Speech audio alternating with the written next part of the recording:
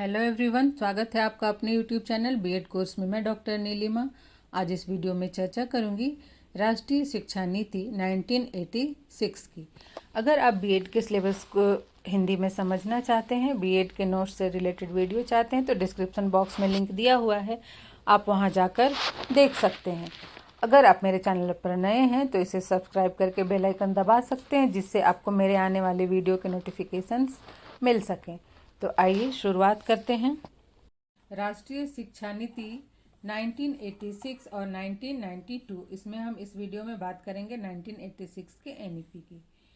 राष्ट्रीय शिक्षा आयोग, जिसे कि कोठारी के आयोग के नाम से भी हम सभी जानते हैं, इसने शिक्षा के सुधार में जो भी सुझाव दिए थे, उसी के आधार पर 1968 में केंद्र की कांग्रेस सरकार ने राष्ट्रीय शिक्षा नीति की घोषणा की थी और उस पर अमल होना भी शुरू हो गया था, प्रारंभ हो गया था। किंतु 1977 में केंद्र में सत्ता परिवर्तन हुआ और जनता पार्टी की सरकार बनी। मोरारजी देसाई देश के प्रधानमंत्री बने और इन्होंने 10+2+3 शिक्षा संरचना के स्थान पर 8+4+3 शिक्षा संरचना प्रस्तुत किया, जिसके फलस्वरूप 1979 में एक नई शिक्षा नीति की घोषणा हो गई। और किंतु इसे अभी लागू भी नहीं किया जा सका था कि केंद्र में फिर से सत्ता परिवर्तन हुआ और कांग्रेस की सरकार बनी और तत्कालीन प्रधानमंत्री इंदिरा गांधी ने पुनः राष्ट्रीय शिक्षा नीति 1968 के अनुपालन पर ही जोर दिया। इसी बीच 1984 में श्रीमती इंदिरा गांधी जी की हत्या हो गई, जिसके पश्चात राजीव गांधी देश के प्रधानमंत्री बने।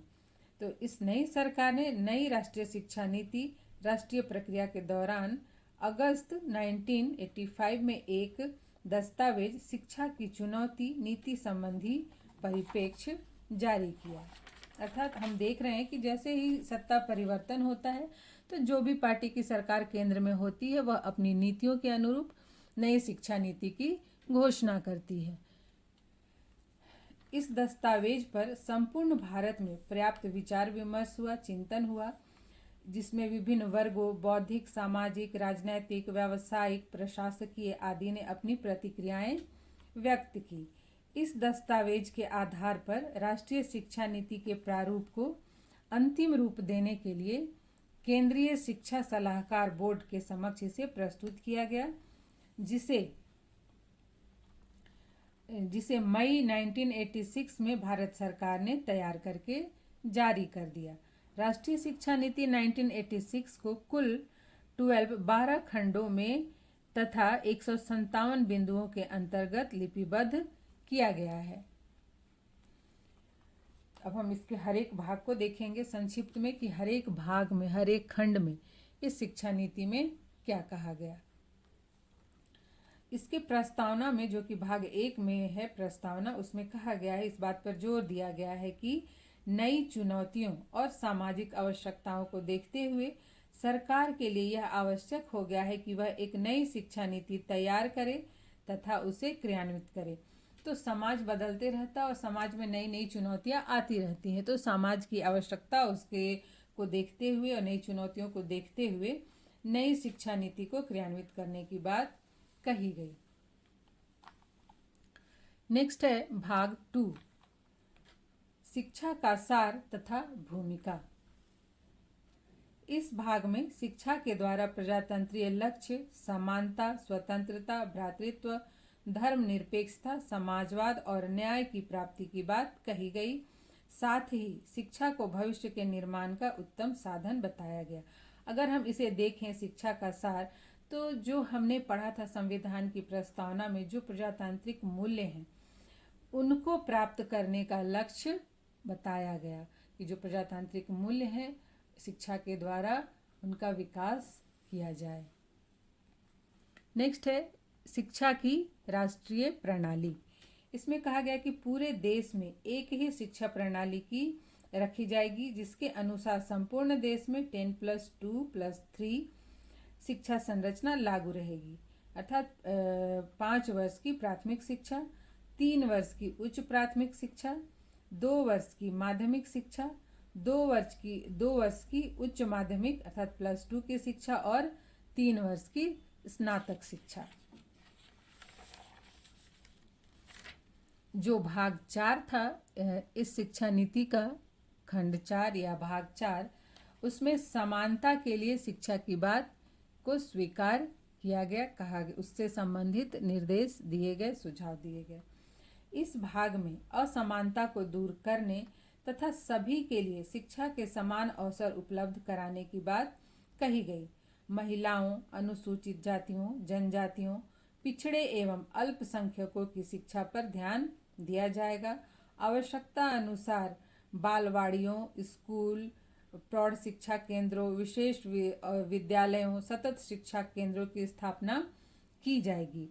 जनसंचार माध्यमों का उपयोग सतत शिक्षा, प्रौढ़ शिक्षा एवं दूरस्थ शिक्षा के लिए किया जाएगा। तो इसमें समाज के सभी वर्गों के लिए शिक्षा की व्यवस्था करने, उनके लिए विद्यालय स्थापित करने और शिक्षा में जनसंचार जो माध्यम है उनका प्रयोग करने की भी बात कही गई। अब नेक्स्ट है भाग 5, खंड 5, विभिन्न स्तरों पर शैक्षिक पुनर्गठन। इस भाग में पूर्व प्राथमिक शिक्षा, प्राथमिक शिक्षा, माध्यमिक शिक्षा, उच्च शिक्षा, दूरस्थ शिक्षा, खुला विश्वविद्यालय, ग्रामीण विश्वविद्यालय एवं व्यवसायीकरण पर बल दिया गया और सभी स्तरों के शिक्षा केंद्र एवं पाठ्यक्रम का पुनर्गठन किया जाएगा एवं उनके क्रियान्वयन पर भी बल दिया। अर्थात जो भाग 5 है इसमें सभी स्तरों की शिक्षा का फिर से शैक्षिक पुनर्गठन करने की बात कही गई। अब जो भाग 6 है वो है तकनीकी तथा प्रबंध शिक्षा। इस भाग में 20वीं शताब्दी के अंत तक देश की अनुमानित परिस्थितियों, विशेषकर अर्थव्यवस्था, सामाजिक वातावरण, उत्पादन एवं प्रबंध क्रियाओं में होने वाले संभावित परिवर्तन को ध्यान में रखकर तकनीकी शिक्षा के जरूरत की बात कही गई। अर्थात जो भविष्य में जो परिस्थितियां, हमारे समाज में जो परिवर्तन होगा, अर्थव्यवस्था में जो परिवर्तन होगा, वातावरण में जो परिवर्तन होगा, उसको ध्यान में रखते हुए तकनीकी शिक्षा के प्रबंध की बात कही गई। विशेषकर महिलाओं, कमजोर वर्ग एवं विकलांगों के लिए भी तकनीकी शिक्षा की बात कही गई। इसमें महिलाओं, कमजोर वर्गों एवं जो विकलांग हैं उनको भी जोड़ने की बात कही गई है। नेक्स्ट है भाग 7, इसके शिक्षा प्रणाली का क्रियान्वयन। इसके अंतर्गत शिक्षा के प्रशासनिक तंत्र को सक्रिय बनाने, शिक्षकों की जवाबदेही सुनिश्चित करने, शिक्षार्थियों को कर्तव्य बोध कराने, संस्थाओं की अच्छी सुविधा देने, राष्ट्रीय या राज्य स्तर पर निर्धारित मानक के अनुसार मूल्यांकन करने पर बल दिया गया। साथ ही सभी शिक्षकों को पढ़ाना चाहिए और सभी विद्यार्थियों को पढ़ना चाहिए, ऐसा कहा गया।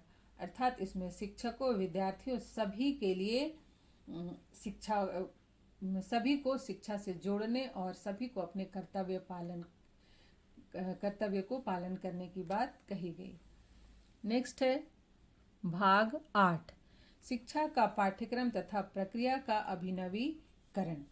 इसके अंतर्गत पुस्तकों की गुणवत्ता सुधारने, रचनात्मक लेखन को प्रोत्साहित करने, पुस्तकालयों में सुधार, शिक्षण प्रशिक्षण में तकनीकी का प्रयोग, घातक प्रवृत्तियों को बढ़ावा देने वाली जनसंचार साधनों पर अंकुश लगाने, शिक्षा के सभी स्तरों पर कार्यानुभव अर्थात करके सीखने को महत्व, गणित, विज्ञान शिक्षा, शारीरिक शिक्षा, एनएसएस, एनसीसी जैसी संस्थाओं में भाग लेने के अवसर पर बल दिया गया।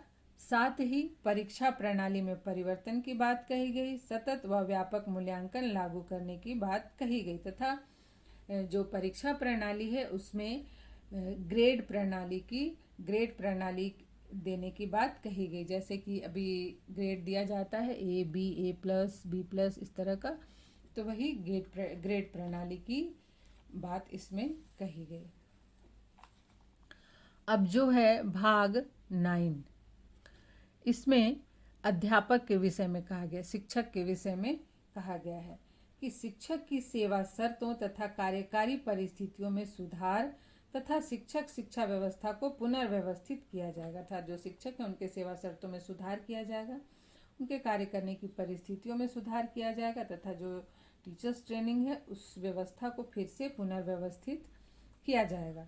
प्राथमिक शिक्षक, अनौपचारिक एवं प्रौढ़ शिक्षा में लगे व्यक्तियों के प्रशिक्षण के लिए डायट स्थापित किए जाएंगे। NCERT के शिक्षक प्रशिक्षण संस्थानों को सक्षम बनाने, पाठ्यक्रम तथा विधियों के निर्माण हेतु मार्गदर्शन देने के लिए वांछित संसाधन प्रदान किए जाएंगे। इसमें शिक्षक और शिक्षक प्रशिक्षण के लिए उसकी व्यवस्था को दुरुस्त बनाने के लिए प्रयास करने के प्रावधान रखे गए। जो भाग 10 है वो है शिक्षा का प्रबंध। इसमें शिक्षा की योजना एवं प्रबंध प्रणाली में परिवर्तन को उच्च प्राथमिकता दी जाएगी। अर्थात शिक्षा से संबंधित जो भी योजनाएं बनाई जा रही हैं उनके प्रबंध को उच्च प्राथमिकता दी जाएगी। दीर्घकालीन योजना बनाने, विकेंद्रीकरण तथा स्वायत्तता की भावना का विकास, शिक्षा के नियोजन तथा प्रबंधन में महिलाओं की सहभागिता, स्वैच्छिक संस्थाओं तथा जनता का सहयोग इस परिवर्तन में निर्देशक बिंदु होंगे। अर्थात जो भी शिक्षा की योजना बनाई जाएगी उससे संबंधित प्रबंध किए जाएंगे, जो दीर्घकालीन योजना बनाई जाएगी और इनका विकेंद्रीकरण किया जाएगा, इसमें महिलाओं की भी सहभागिता होगी और स्वैच्छिक संस्थाओं की भी और जनता का भी सहयोग लिया जाएगा कि इसमें से संबंधित किस तरह के परिवर्तन किए जाने चाहिए। नेक्स्ट है भाग 11, संसाधन तथा समीक्षा। क्योंकि अगर शिक्षा व्यवस्था को संचालित करना है, क्रियान्वित करना है, तो उसके लिए हमेशा से रिसोर्सेज की आवश्यकता होती है, अर्थ की आवश्यकता होती है, धन की आवश्यकता होती है। तो इसमें कहा गया कि दान, उपहार, शुल्क आदि की सहायता से संसाधनों को अधिकतम संभव बनाया जाएगा। अर्थात दान के माध्यम से, उपहार के माध्यम से और शुल्क से संसाधन इकट्ठे किए जाएंगे। अनुसंधान तथा तकनीकी व वैज्ञानिक जनशक्ति के विकास में लगी हुई संस्थाएं अपने उपभोक्ता के प्रतिष्ठानों पर कर लगाकर संसाधन जुटा सकती हैं। फिर कहा गया कि 8वीं पंचवर्षीय योजना में राष्ट्रीय आय का 6% धन शिक्षा पर व्यय किया जाएगा। नेक्स्ट है भाग 12, भावी स्वरूप। फ्यूचर में क्या स्ट्रक्चर होगा उसके बारे में विचार रखे गए। इसमें कहा गया कि भारत में शिक्षा का भावी स्वरूप क्या होगा यह कहना कठिन है। मुख्य कार्य शिक्षा प्रणाली के निचले स्तर को सुदृढ़ करना है। इस बात पर विश्वास किया गया कि भविष्य में 100% साक्षरता का लक्ष्य प्राप्त कर लिया जाएगा और हमारे देश के उच्च शिक्षा प्राप्त व्यक्ति श्रेष्ठतम व्यक्तियों में सम्मिलित होंगे। अब ये जो शिक्षा नीति है इसके मूल्यांकन में हम आ पहुँचे हैं। यह शिक्षा नीति जो पूर्ववर्ती शिक्षा नीति है उससे काफ़ी मिलती जुलती है। अर्थात जो 1968 में शिक्षा नीति बनी थी उससे काफ़ी मिलती जुलती है।